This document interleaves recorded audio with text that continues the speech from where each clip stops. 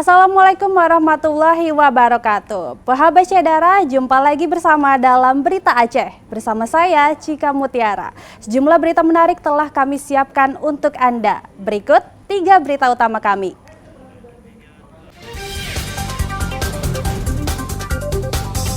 Warga Kota Lok Sumawe mulai memanfaatkan layanan pindah memilih Pilkada 2024 dengan berbagai alasan.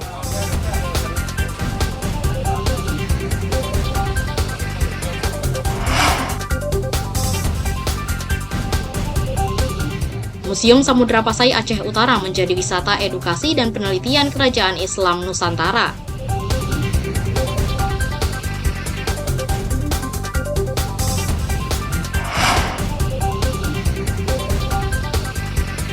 Kenikmatan kopi Arabica Gayo selalu menjadi daya tarik pecandu kopi dan wisatawan yang berkunjung ke Tanah Gayo.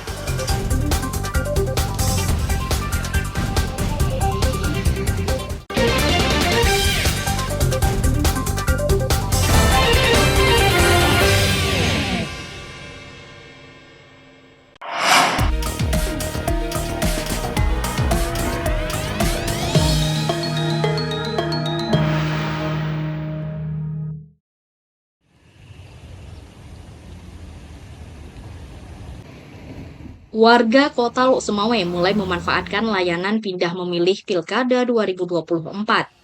Sebagian besar pemilih merupakan pekerja di lembaga luar daerah dan kementerian yang berpotensi tidak berada di tempat saat pemungutan suara pada 27 November 2024. Layanan pindah memilih dibuka Komisi Independen Pemilihan KIP Lok Sumawe mulai 17 hingga 28 Oktober 2024.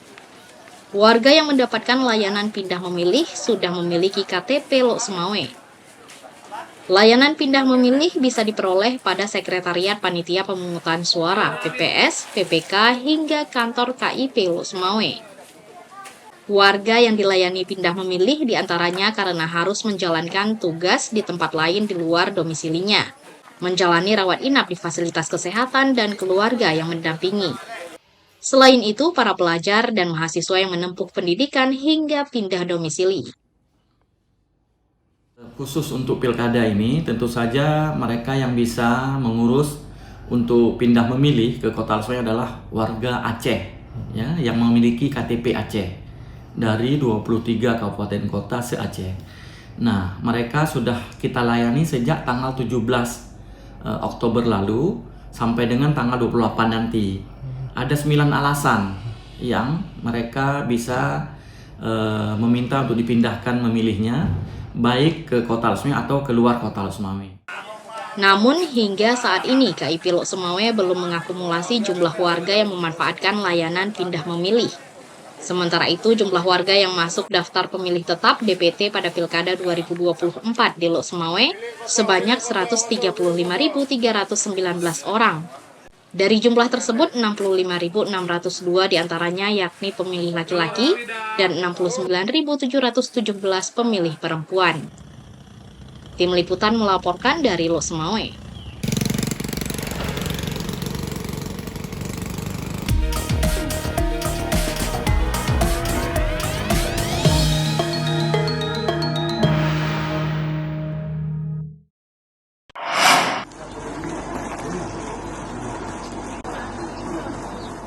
Banjir yang merendam 3 kecamatan di Kabupaten Nagan Raya memang telah surut.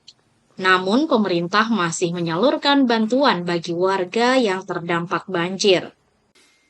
Bantuan logistik dari Kementerian Sosial dan Pemerintah Provinsi Aceh untuk korban banjir diterima Pemkab Nagan Raya. Bantuan berupa bahan pangan dan sandang disimpan di gudang logistik Dinas Sosial sebelum disalurkan. Selain bahan kebutuhan pokok, bantuan peralatan masak hingga tenda keluarga dan air mineral juga telah diterima Pemkab Nagan Raya. Untuk kita penanganan bencana alam dan bencana sosial di Kabupaten Nagan Raya, dan ini akan kami salurkan untuk korban banjir di Kecamatan Tripa Makmur, Kecamatan Taduraya, dan Kecamatan Darul Makmur. Besok akan kami salurkan beras, karena kemarin bahan pangan telah kami salurkan bersama pihak BPBD. Bantuan disalurkan untuk korban banjir di Kecamatan Tripa Makmur dan Darul Makmur. Bantuan ini merupakan yang kedua kali untuk dua kecamatan tersebut. Sementara untuk Kecamatan Taduraya, Dinsos menyalurkan bantuan beras sandang karena belum pernah disalurkan sama sekali. Sementara itu, kerugian material akibat banjir masih terus didata untuk mengajukan penanganan sementara. Basriadi melaporkan dari Nagan Raya.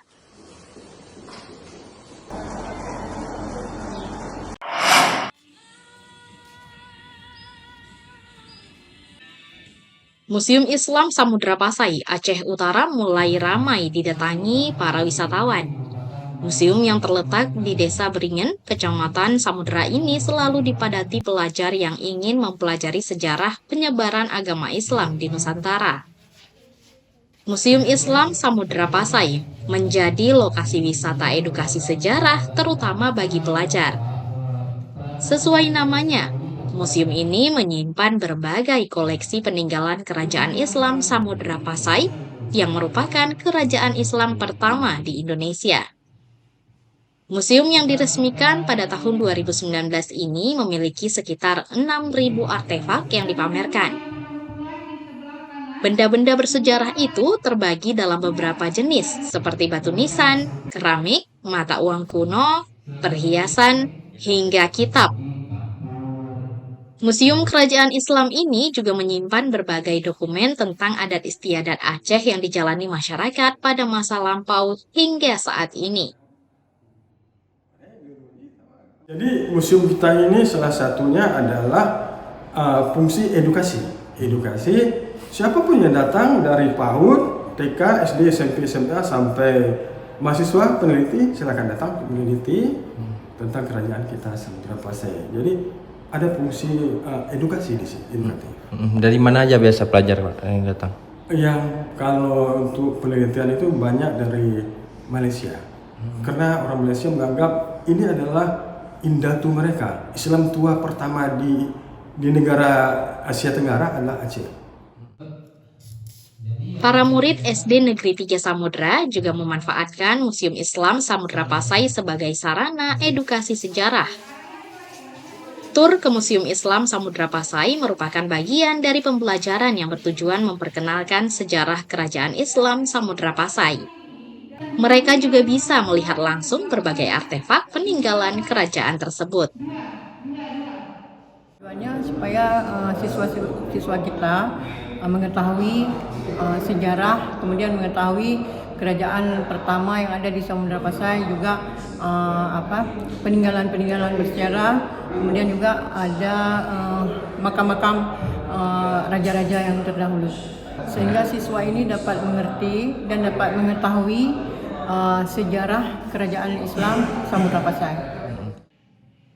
Sejumlah wisatawan dari berbagai daerah dan mancanegara seperti dari negara tetangga Brunei Darussalam juga datang untuk meneliti tentang sejarah kerajaan Islam.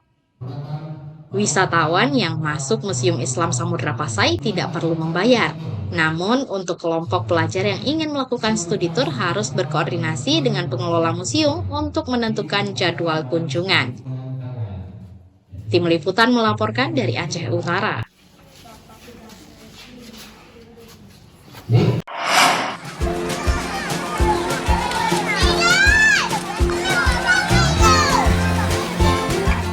Wisata pemandian Lok Sijuk di Kecamatan Kuta Baru, Aceh Besar mulai diserbu pengunjung.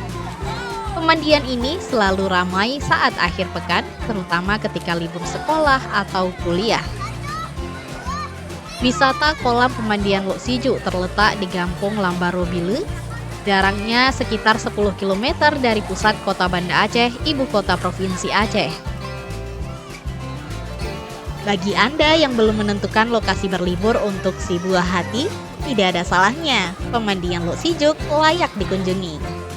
Tempat wisata air aman bagi anak-anak dan cocok untuk para orang tua yang gemar menikmati aneka makanan khas Aceh yang harganya sangat terjangkau.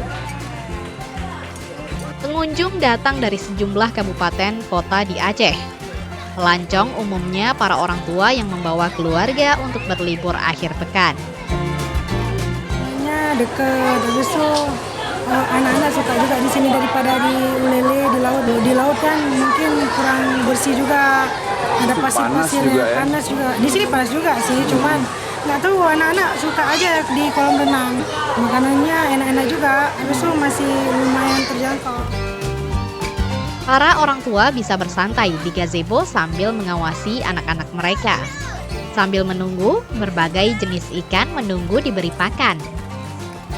Lokasi wisata yang dibuka sejak 6 tahun lalu juga menyediakan kolam bagi orang dewasa. Pemandian ini dibuka mulai pukul 8 hingga 6 sore dan beroperasi setiap hari kecuali Jumat. Sabtu Minggu, kalau hari biasa nggak ada, cuma makanya nggak jarang, ramai. Ini yang datang dari mana-mana aja nih? Dari kota-kota, dari Labo, dari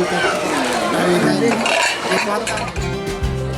Pengunjung juga dapat menikmati pemandangan hamparan tanaman padi yang menghijau khususnya saat musim tanam. Fasilitasnya juga tidak kalah dijadikan lokasi bersuah foto karena didesain dengan konsep Instagramable.